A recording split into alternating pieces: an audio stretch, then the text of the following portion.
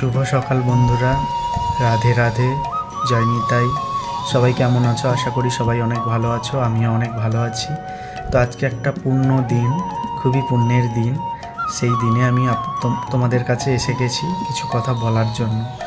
তো আজকের এটাই পুণ্যের দিন হলো। আজকে আমরা সবাই জানি আজকে রং খেলা, আজকে দোল পূর্ণিমা, আমরা সবাই জানি। কিন্তু আসলে এই দোল পূর্ণিমা কী বা কেন হয়, কেন আমরা রং খেলি, এই বিষয়টা আমরা অনেকেই জানি না। আমিও আগে জানতাম না, এখন জানি। তো অনেকে জানে দোল পূর্ণিমা মানে কি, কেন আমরা রং খেলি, কেন খেলা হয়।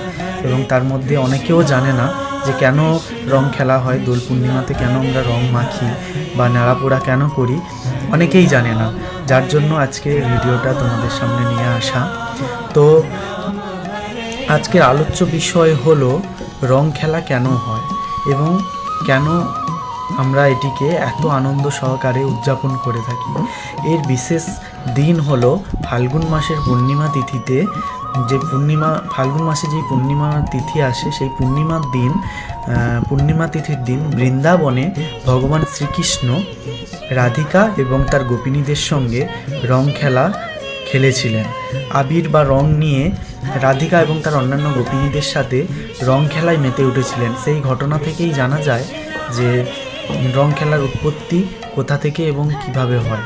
দোল খেলার দিন, এই হোলি পূর্ণিমা বা দোল পূর্ণিমার দিন সকালবেলায় আমরা কি করি, যে আমাদের বাড়ির যে রাধাকৃষ্ণের বিগ্রহ থাকে বা মূর্তি থাকে, গোপালের মূর্তি থাকে অনেকের বাড়িতে, আমরা তাদেরকে সকালভাবে শুদ্ধভাবে স্নান করিয়ে তাদের পুজো করে তাদেরকে রং আবির মাখিয়ে আমরা এই দোল পূর্ণিমাটা উদযাপন করি।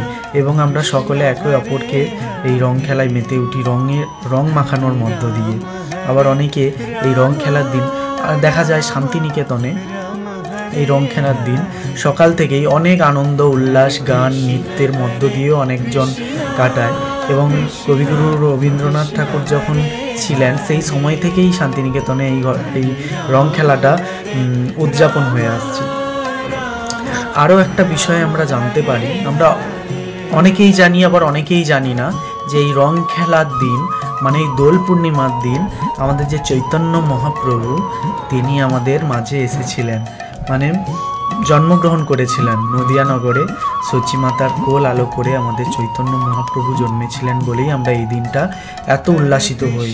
তিনি আমাদের সেই মহামন্ত্র নিয়ে এসেছিলেন, যেই মহামন্ত্র জপ করে আমরা উদ্ধার পেতে পারি। তার জন্ম হয়েছিলেন এই দোল পূর্ণিমার দিন, যেটা আমরা অনেকেই জানি না। এবং আমাদের বাড়ির বাচ্চা কাচ্চাকে আমরা শেখাই যীশু খ্রিস্টের জন্মদিন 25শে ডিসেম্বর, আরও সব কিছু শেখাই। বাট আমরা এটা শেখাই না দোল পূর্ণিমার দিন আমাদের মহাপ্রভুর জন্ম হয়েছিলেন, চৈতন্যদেবের জন্ম হয়েছিলেন আমাদেরই এই বাংলার মাটিতে।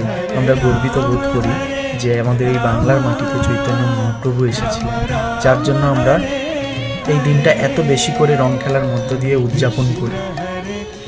এবং আমাদের যে এই দোল পূর্ণিমা, আমাদের সমস্ত হিন্দু সনাতনীরা তো আমরা পালন করি, কিন্তু এটি এমন ধর্মনিরপেক্ষ যে আমাদের ধর্মের বাইরেও অন্য ধর্মের মানুষেরাও এই দোল পূর্ণিমার দিন এই দোল পূর্ণিমাকে নিয়ে রং মাখানোর মধ্য দিয়ে অনেক আনন্দ উপভোগ, মানে সর্বধর্ম নির্বিশেষে এই দোল উৎসব আমরা পালন করে থাকি অনেক আনন্দ সহকারে। এই দোল পূর্ণিমাকে আমরা এতটাই গুরুত্ব দিয়ে থাকি।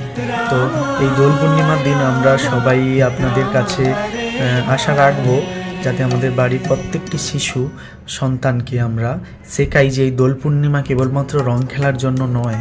আমাদের মহাপ্রভু পৃথিবীতে এসেছিলেন, আমাদের ঘরে এসেছিলেন, আমাদেরকে উদ্ধার করার জন্য এসেছিলেন, যার জন্য আমরা দোল পূর্ণিমাকে উদযাপন করি। এবং হোলি, দোল পূর্ণিমার আগের দিন আমরা নেড়াপোড়া অনেকে বলে, আমরা বলি আমাদের গ্রামীণ ভাষায় হোলি, এটা উদযাপন করি। এটা আগুন জ্বালিয়ে, বিভিন্ন খড় দিয়ে, বাঁশ পাতা, বিভিন্ন কিছু দিয়ে আগুনে জ্বালিয়ে একটা হোলি। এরও একটা বিশেষত্ব আছে, সেই বিশেষত্বটা আমি এই ভিডিওতে আনবো না, অনেকটা বড় হয়ে যাচ্ছে ভিডিও। তো এর পরের ভিডিওতে আমি অবশ্যই হোলি সম্পর্কে কিছু কথা তোমাদের সঙ্গে বলবো। তো যার জন্য আমি নতুন ইউটিউবে এবং ফেসবুক পেজে ভিডিও ছাড়ছি। আমার চ্যানেলের নাম দিশা দিয়া। এই চ্যানেলটাকে তোমরা অবশ্যই ইউটিউব থেকে দেখে থাকলে সাবস্ক্রাইব করে দিও, আর ফেসবুক থেকে দেখে থাকলে পেজটাকে ফলো করে দিও প্লিজ।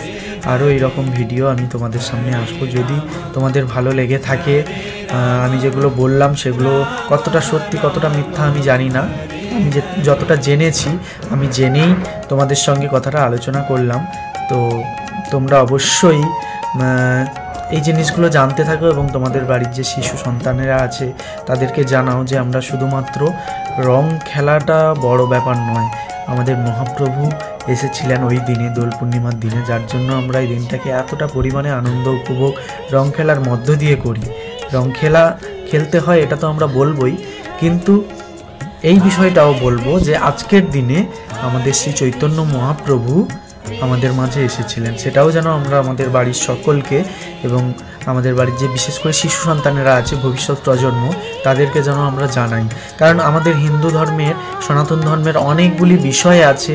অনেক বাড়িতে আমি এখনও পর্যন্ত দেখেছি, অনেক বাড়িতে এখনও পর্যন্ত আমাদের যে ধর্মগ্রন্থ সনাতন ধর্মের, তার নামও অনেক সন্তানেরা জানে না।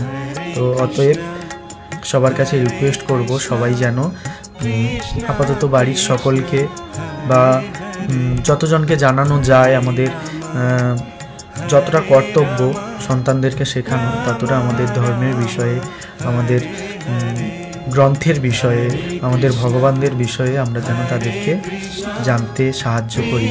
কারণ আমাদের ভগবানের বিষয়ে জানাটা তাদের অতি অবশ্যই দরকার। তারা রং খেলছে, আনন্দ করছে, কিন্তু জানে না যে আজকের দিনটা কী, আজকে কিসের জন্য আমরা রং খেলছি, আনন্দ করছি। সকলকে অনেক অনেক ধন্যবাদ। সকলে আমাকে সাপোর্ট করো, পাশে থেকো সাবস্ক্রাইব করে। অবশ্যই সবাইকে অনেক অনেক ধন্যবাদ। আজকের মতো এখানেই, দেখা হবে পরের ভিডিওতে। Thank you.